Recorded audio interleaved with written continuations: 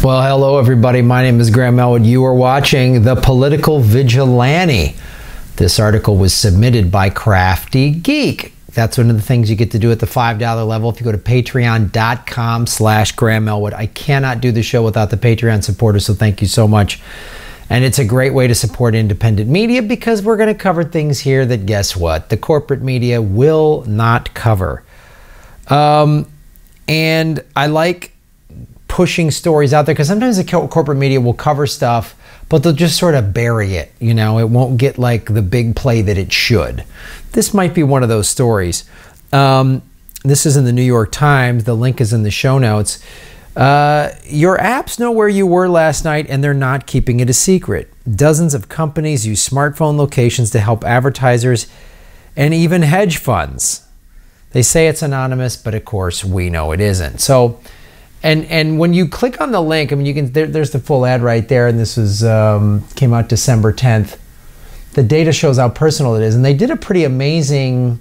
I'll give them credit, and I'm going to show some of the photos in it. But they also, if you click on the link, you'll see the tracking that they actually did to follow some very specific people. It's a pretty lengthy article, but.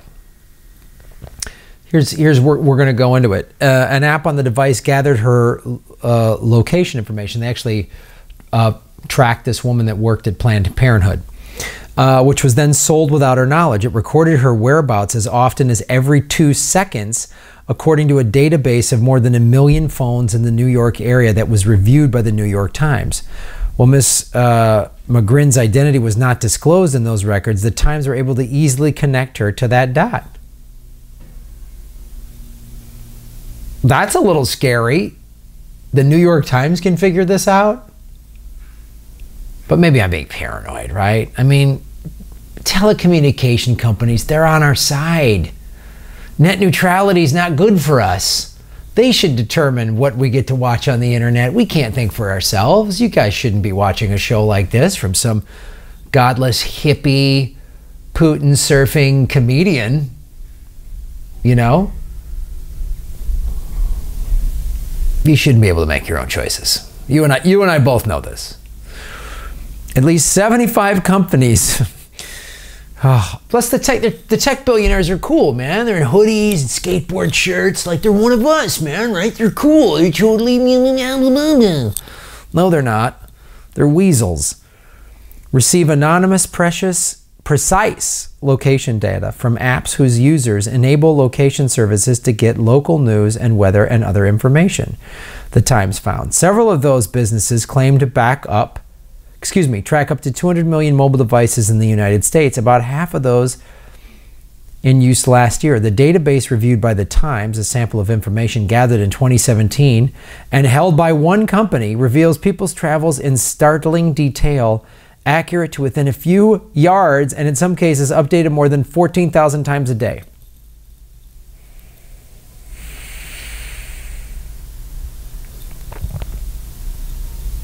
I doubt the NSA is doing this.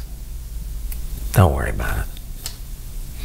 But it's always like, they want your location. And there's some of your apps you got to have locations for, but now they know where you're at all times. So here's what they do. These companies sell, use, or analyze the data to cater to advertisers, retail outlets, and even hedge funds seeking insights into consumer behavior. So they're just using it for consumer behavior. There's no reason the NSA would need it. Why would the NSA want to track your movements? It's a hot market with sales and location targeting advertising reaching an estimated $21 billion this year. IBM has gotten into the industry with its purchase of Weather Channel apps. The social networking Foursquare remade itself as a location marketing company. Prominent investors in location startups include Goldman Sachs and Peter Thiel, the PayPal co-founder. Our good friends, Goldie Sack, huh? Goldie Sack. We know they can be trusted because they've been in every presidential cabinet since Reagan. So we know we can trust them, the Goldman Sachs folks. I mean, if Hillary gave speeches for Goldman Sachs, they must be good, right? Why would they? I mean, and they were so heavily regulated by Obama after the last financial meltdown. I mean, all those guys got prosecuted and they were like, it's our fault. Remember when they apologized and they gave back all that money and put all those people back in their homes, and those guys willingly went to jail because they felt so much shame. A couple of them took their own lives, you know, like a samurai would when they dishonor themselves. The only way to regain their honor is to commit seppuku. Remember when Goldman Sachs did all that, right? Oh, wait. I'm thinking of what I would do if I was this much of a filthy weasel. Like, I wish we lived in samurai times. Like, if I became president, I would institute some samurai code. One of them would be CEOs, when they commit horrible crimes like this, spend the rest of their life in prison or publicly kill themselves to regain their honor. I get that back in the fold. Kill yourself to regain your honor. You know what I mean? It'll make the world a better place. Trump, Pence, the Clintons, kill yourself to regain your honor. Everyone will respect you. You'll go down, your name will be looked at honorably because the Goldman Sachs CEOs committed seppuku. It's ritual suicide. While this article is like bringing up good stuff and showing like how they can use it, and it's like, wow, that's a little scary. They don't bring up any sort of CIA or NSA use for this. Weird, the New York Times doesn't talk about that. Location information can reveal some of the most intimate details of a person's life. Whether you visited a psychiatrist, whether you went to an AA meeting, who you might date, said Senator Ron Wyden, Democrat of Oregon, who proposed bills to limit the collection and sale of such data, which are largely unregulated in the United States. It's weird. But I'm sure the tech companies, they probably want regulation, right? These big corporations typically want a lot of regulation because they know it's better for the people. They're not just concerned with profits. And they care about, you know, our freedom of speech, and, you know, they don't want America to be turned into a surveillance state. I mean, it's not like Bush did that after 9/11 and then Obama took that and even ran even further. It's not like that happened. So this is Planned Parenthood in New Jersey.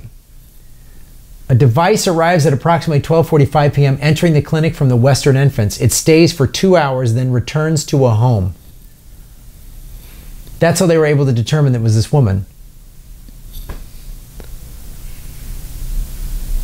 So anytime you're traveling around with your smartphone, they know where you're at.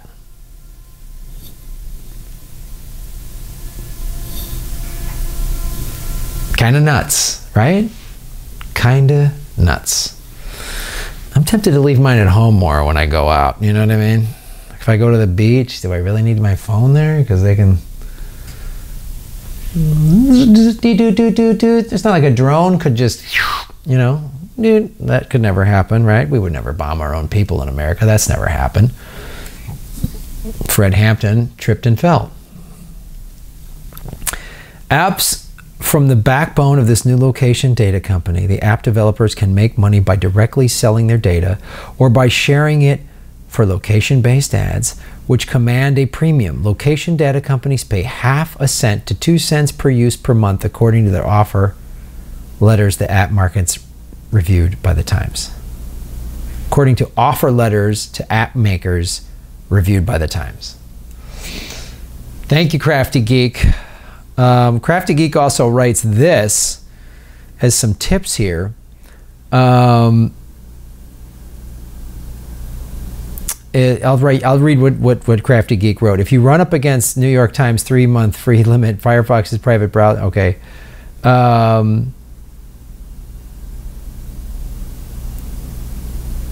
A weekly or daily browser-wide cookie clear is also a good middle finger to the online tracking industries. If you don't mind having to log back into certain services which use good cookies to let the site know you're logged in. I should keep on the topic. All right. That's something to do. So, thank you, Crafty Geek, for bringing us this piece of information. And thank you to all of you who support the show. Patreon.com/Graham Elwood is a great way to support the show, even for a couple bucks a month. You get some cool bonus content and stuff like that. And there's on all the different tiers, you can get all this cool stuff. And even if all you have is $1 a month, it's a great way to support the show. There's 10,000 subscribers to this channel. If 10,000 people each gave $1 a month, that's $12 a year. That's like 2 cups of coffee a year. If all 10,000 subscribers gave $1 a month, I could do even more amazing things with this channel. I could get an actual bigger studio where I could have in-person interviews when like I'm trying to set up interviews with like Abby Martin and Mark Preisner, and I'm going to have to do it over Skype, which is cool. I appreciate that, but I'd love to have them in studio. That would be even better. If everybody gave $1 a month, that would really help. Also, watch the ads before on YouTube. Don't click skip ad. When you press skip ad, I don't get paid. And like and subscribe and hit the notification button and share these videos all over your own social media. All that stuff helps. And download the podcast on iTunes. Thank you so much for watching. Guess what we're all doing? We're making Gotham great again.